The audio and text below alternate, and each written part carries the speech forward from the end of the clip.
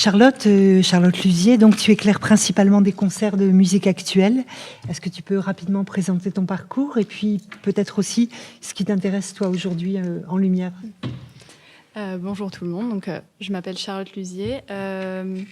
J'ai d'abord été formée à la lumière de théâtre à l'ENSAT et ensuite j'ai bifurqué vers la lumière de concert, surtout parce que j'étais été attirée par le côté très vivant, très dynamique à la fois de la lumière et puis de la posture des éclairagistes que j'ai pu voir derrière la console, en fait, qui était très vivant, très dans la musique. Donc c'est ça qui m'a attirée. Et du coup, j'ai commencé par faire surtout d'abord des régies de concerts et ensuite de plus en plus de conceptions. Et donc, c'est ce que je fais en ce moment, à la fois des conceptions et de la tournée de concerts. Mm-hmm. Comment est-ce que tu abordes une nouvelle conception? Quels sont un peu tes starting points, tes points de départ et puis les grandes étapes de réalisation? Alors, je commence par tout ce qui n'est pas marrant, toutes les contraintes qui sont assez nombreuses. Déjà, le type de salle que je vais faire. En fonction des typologies de salles de concert, il y en a plein aussi où je sais que les plans de feu sont fixes. Donc déjà, ça limite pas mal les conceptions. Ensuite, si jamais l'idée, c'est d'avoir du matériel de lumière de tournée qui est souvent à la fois entre la conception lumière, mais aussi un peu la conception scénographique. Dans ce cas, il y a des contraintes aussi de mode de transport, de combien est-ce qu'on peut emmener. Excuse-moi, faut que tu me dises qu'est-ce qu'il faut. Dans ces quatre-là. C'est ces quatre-là. Je prends que ces quatre-là. Oui, ou sinon tu peux les envoyer directement depuis. Tu veux dire que même dans des salles de musique actuelles bien équipées, on t'impose un plan de feu, tu peux pas déplacer les sources, tu peux pas dans choisir certaines, les angles. oui, Ouais. dans les typologies de salles qu'on appelle les clubs, qui ont environ 500 places debout, il y a souvent des plans de feu fixes qui sont très génériques. Donc par contre, c'est les mêmes, c'est globalement les mêmes dans un peu tous les clubs de France. Mais voilà, donc il y a ces contraintes-là.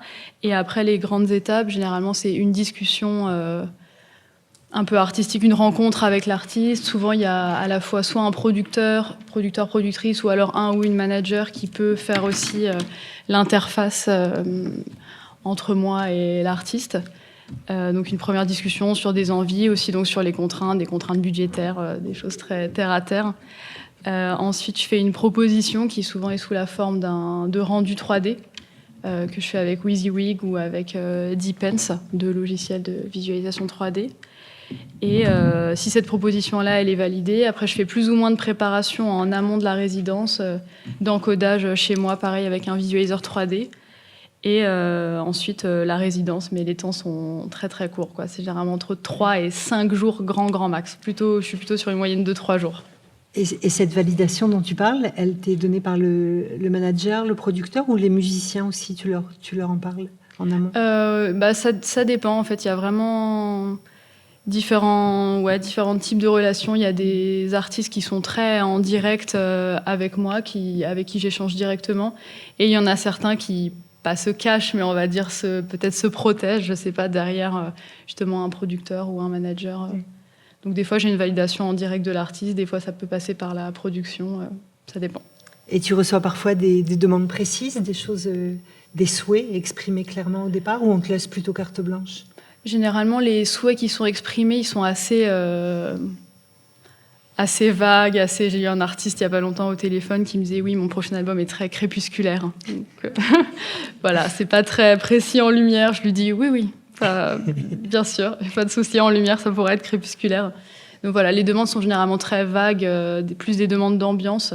Et j'ai pas encore eu l'occasion de travailler avec des artistes qui connaissent très bien la lumière et qui ont des demandes très précises en lumière.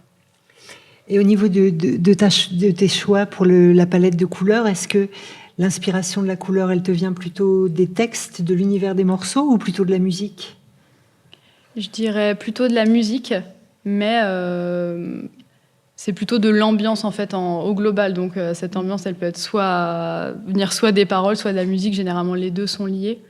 Donc plus de la musique, plus du ressenti, oui, de l'atmosphère. Après, j'essaye aussi de penser mes palettes de couleurs au global par rapport à la totalité du concert. Donc des fois, il y a certains morceaux où je me dirais « Ah là, je mettrais bien du rose, mais je sens que ça ferait tache au milieu de tout ce que j'ai choisi pour le reste. » Donc je fais un peu des compromis pour essayer de construire un visuel global cohérent par rapport à la totalité du spectacle. Tu avais peut-être envie Oui, voilà, il y a une photo d'un concert que j'ai fait il y a 2 mois avec un artiste qui s'appelle Sopico, à La Cigale. Et après, j'ai une... Oui, voilà, on peut mettre une vidéo, oui, la première, par exemple. Je vais laisser qu'une odeur de ta cave. T'as juré sur l'odeur de ta race. T'as perdu, je suis dans le cœur de ta maman. Si t'as fait du beurre ou en beurre, la ricade. Car maman fait dans ses bois, pas qui rate. Viens, on ride la moto, la qui rate. Faire du meilleur platine, il t'a la limace. Je crois que tu t'es y'aura personne pour sauver ta poire. Si vous faites pas de truc pour être violent, cette vie vous baissez très fort et vous les arrois. Tu vois ce que je veux dire? Tu vois ce que je veux dire? Tu vois ce que je veux dire? Tu vois ce que je veux dire? Tu vois ce que je veux dire? C'est ici, quand moi je suis là-bas. Sur le calme, va toi aller sur la barre. Sur tout l'amour et sur madame. On a fait ce qu'il fallait, on sur la dalle. Si t'es ici, quand moi je suis là-bas. Sur le calme, va toi aller sur la barre. Sur tout l'amour et sur madame. On a fait ce qu'il fallait, on sur la dalle. Alors moi, je voulais te demander comment est-ce que tu choisis les éléments sonores à marquer, et est-ce que tu as une partie de restitution en manuel ou est-ce que tu encodes tout en amont? Alors pour les éléments sonores à marquer, parce que c'est vraiment ça la question que je me pose à chaque fois en lumière de concert, quoi, c'est quels éléments sonores quel élément sera accompagné par la lumière. Ça dépend vraiment des morceaux, mais globalement c'est quel élément me fait vibrer, ou dans le cadre d'une musique très rythmique, là, comme ce qu'on a entendu, qu'est-ce qui me donne envie de hocher la tête, quoi. Donc ça peut être vraiment différent, soit des fois des effets sonores, ou alors la grosse caisse claire, ça dépend vraiment de la musique. Et en plus, il y a parfois une différence entre quand je prépare chez moi, que du coup je prépare ma structure en écoutant des versions studio, des morceaux, des fois il y a un élément où je me dis ah oui, ce carillon, vraiment, c'est ça qui fait la transition entre le couplet et le refrain, il est important. Et après, en live, en fait, on se rend compte qu'on l'entend pas du tout et que du coup, il n'était pas si important que ça, finalement, ce carillon. Donc ça dépend. Donc tu travailles beaucoup d'abord en amont à partir d'enregistrements? Oui, après plus ou moins selon à la fois le temps que j'ai en amont et le temps que j'ai en résidence. Oui, des fois je prépare beaucoup. Là par exemple, si je reprends l'exemple de Sopico, on n'avait que 2 jours de résidence pour préparer un concert unique. Donc là j'ai beaucoup préparé et le temps de résidence servait en fait à tester un maximum de choses que j'avais préparées en fait pour juste voir ce que ça donnait, voir ce qui n'allait pas. Voilà. Oui. On sait que les temps de résidence sont de plus en plus courts, hein, en musique comme en théâtre. Et est-ce que tu as un peu développé des tactiques pour pallier à ce manque de temps? D'aller très vite. D'aller à l'essentiel. Et ce que tu demandais avant sur le manuel ou encodé, ça aussi, ça dépend de ce temps-là, en fait. Si je sais que j'ai pas beaucoup de temps et qu'après, c'est un concert sur lequel je vais pas me faire remplacer, parce qu'il y a aussi ça, la question après des passations de régie en musique, quand il faut expliquer à quelqu'un, oui, alors sur ce break de batterie, c'est à ce moment-là. Donc quand je sais que je vais devoir passer cette régie à quelqu'un, là, j'encode beaucoup plus. Si je sais que c'est que pour moi, je fais beaucoup plus de trucs en manuel. Ça m'arrive des fois qu'on m'appelle pour des conceptions, pour des dates uniques sur lesquelles il n'y a même pas de résidence. Ouais. Donc là, je prépare au plus efficace et là, je fais tout en manuel. Et donc, du coup, c'est vraiment beaucoup plus au rythme, à l'instinct, en rapport avec la musique. Et donc, debout et puis tu danses? Oui, bien sûr. Obligé. Obligatoire. On peut passer à un autre extrait? Oui. Oui. Dans les poches comme les notions meublées, on stabilise et on veut doubler. Ne demande pas réellement ce que je pense. Je vais te faire changer, je vais te faire goûter. Ça roule un élan, je la bouteille. Je veux pas de dégo, moi je pose un couplet. Je veux me la faire, on va couper. T'es intéressé, ça va coûter. C'est devenu rentable. Y'a rien à faire, on est en place. Rien à faire, on est en place. Je suis en Gucci dans la véranda. Là j'attends un paiement cash. J'entends les petits, c'est la guerre en bas. Le gérant il paye son cash. Je suis en retard mais j'arrive comme ça. Aucun mauvais tireur comme Chad. C'est dramatique si tu meurs comme ça. Même pas au bout d'une heure t'en bavardes. Si les gens ont le cœur dans le plat. Ici on n'a pas peur dans le noir. Ici les gens ont le cœur dans le plat. Ici on n'a pas peur dans le noir. Devant les poches. La cigale, avec ou sans, on est là. Bon, la vidéo ne rend pas trop justice aux effets stroboscopiques, malheureusement. Et dans, Le son diffusé n'est pas tout à fait au niveau non plus.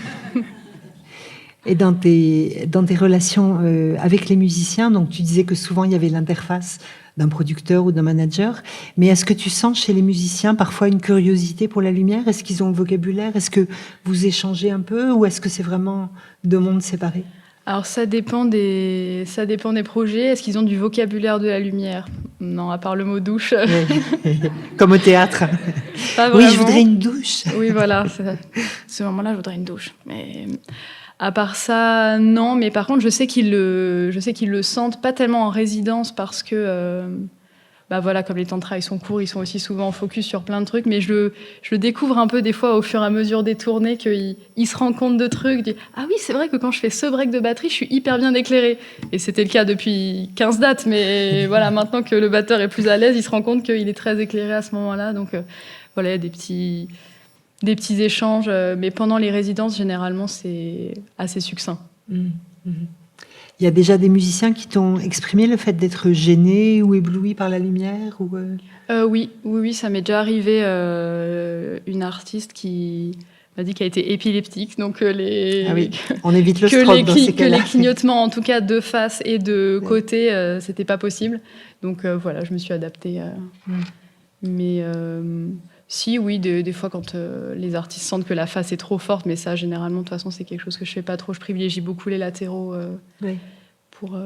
pour éclairer les artistes. Donc, Et en même temps, les latéraux, ça empêche un peu les musiciens de se voir entre eux, non? Il n'y a pas un côté éblouissant qui gêne au côté groupe? je crois qu'en musique, ils sont très habitués. Oui, à en ça. musique actuelle. Oui, parce que oui. dans d'autres domaines, classique ou jazz, c'est même pas la peine. Oui, non, là, ils sont habitués à être éblouis.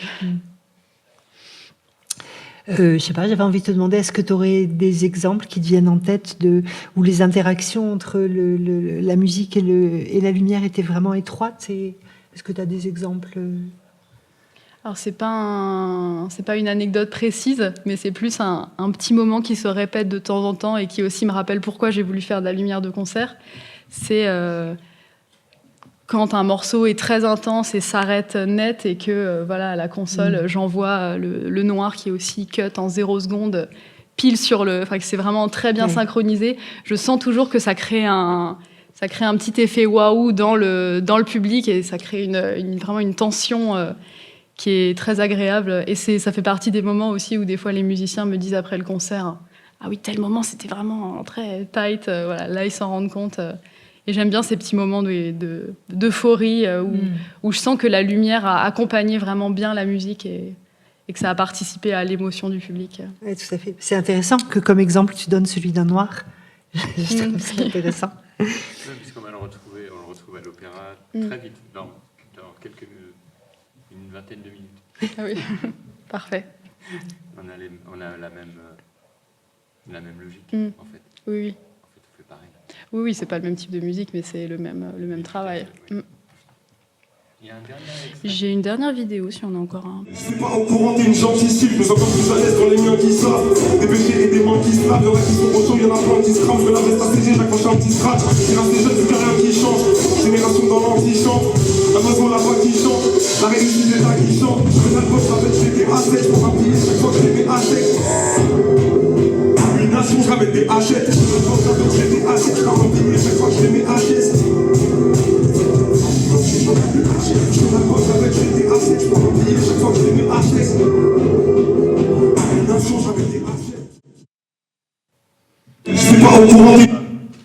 Dans les différents extraits que tu nous proposes, on voit que la lumière a vraiment une fonction scénographique aussi. Hein. C'est elle qui dessine l'espace et qui donne l'impression d'un événement là où les musiciens parfois sont un peu statiques, non ? Oui, c'est un peu un rôle implicite de la lumière de concert. C'est un peu un truc implicite qu'on attend aussi des éclairagistes de concert, de proposer de la lumière scénographique quand là, effectivement, il ne se passe pas grand-chose. Il y avait un batteur qui était fixe, un artiste qui bougeait devant, mais il n'y avait pas beaucoup d'événements scéniques autres. Donc oui, c'est la lumière qui dessine l'espace. Et j'avais choisi justement ce kit lumière pour ça, pour essayer de dessiner quelque chose avec pas grand-chose.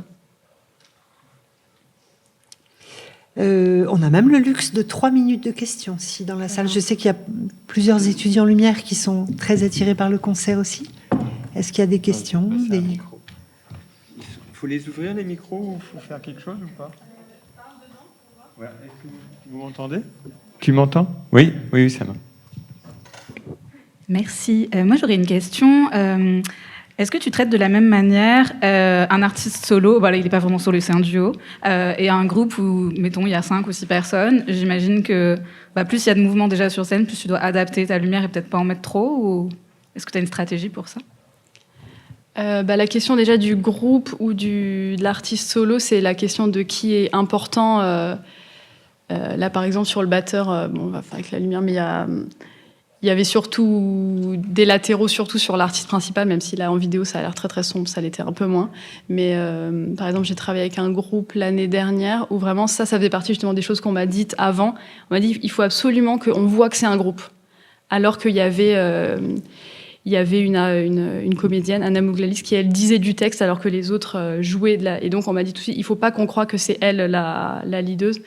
Donc, j'avais choisi pour ça de les englober de projecteurs au sol, des gros stroboscopes qui vraiment faisaient un cercle. Et comme ça, il y avait vraiment ce truc d'unité, qu'elles soient toutes dans la même lumière.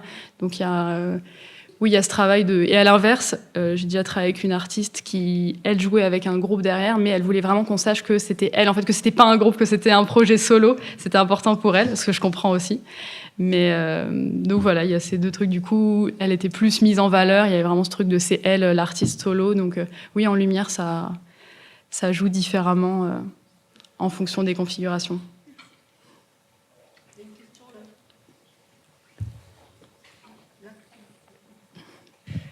Merci de votre intervention.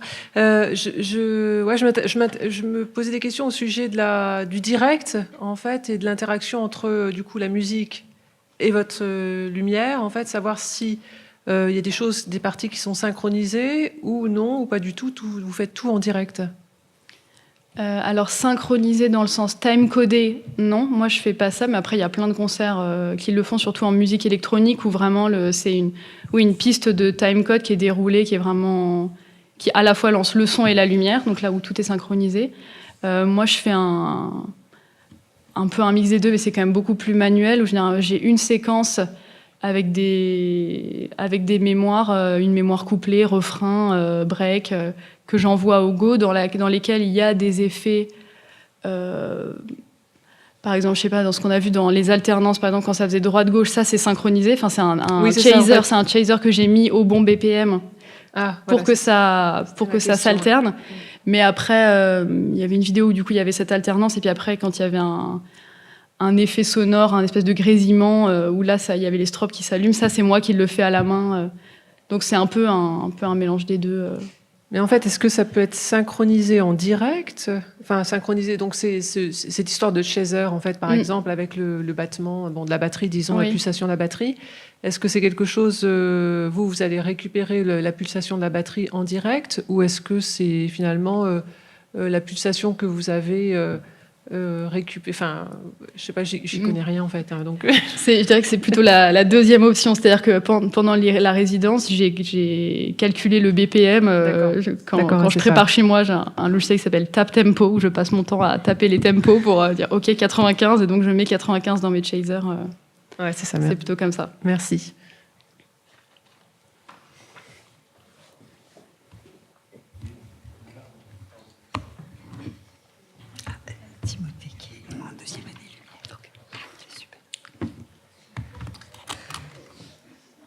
Merci.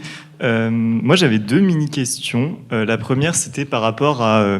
est-ce que quand tu apprécies vraiment l'œuvre d'un groupe ou l'œuvre d'une personne que tu as éclairée, est-ce que tu as des choses qui changent dans ta manière de travailler, ou alors Enfin, ça, c'est ma deuxième mini-question. Est-ce que du coup, tu peux créer des effets en live ou des petites surprises que tu n'avais pas du tout prévues, mais en fonction de comment tu ressens la chose, parce que tu aimes ce groupe, tu arrives à improviser et ou à mieux comprendre l'œuvre, la demande de l'artiste. Je sais pas si c'est clair. Pardon. Oui. c'est toujours trop bien de travailler avec des artistes que j'aime. Là, c'est le cas du coup avec Sopico, avec qui j'ai travaillé. C'était la 2e fois que je travaillais avec lui. Du coup, est-ce que c'est plus simple? Oui, parce que je suis généralement plus inspirée quand la musique me plaît, forcément, surtout pour travailler sur 15 morceaux, s'ils sont variés et qui me plaisent, forcément, c'est mieux. Après, pour la partie improvisation, c'est pas trop quelque chose que je fais parce que c'est un type de musique qui est... Même si, imaginons, il y a des improvisations dans des breaks de batterie, les structures des morceaux, elles restent tout le temps les mêmes. Donc, une fois que je me suis préparé quelque chose en résidence, généralement, ce que je restitue, c'est à peu près toujours la même chose, sauf pour des moments, des breaks musicaux, des moments de montée en intensité, où là, du coup, je joue avec plein de flashs. On peut se dire que là, c'est de l'improvisation, mais du coup, peut-être que j'improvise mieux si la musique me plaît et que ça m'inspire, mais voilà, les moments d'improvisation, ils surgissent pas. Il n'y a pas une date où je vais avoir plus de liberté d'improvisation que sur une autre. Je me laisse des petites plages d'improvisation qui sont toujours les mêmes d'une date à l'autre. Bien, merci beaucoup Charlotte. Merci pour vos questions.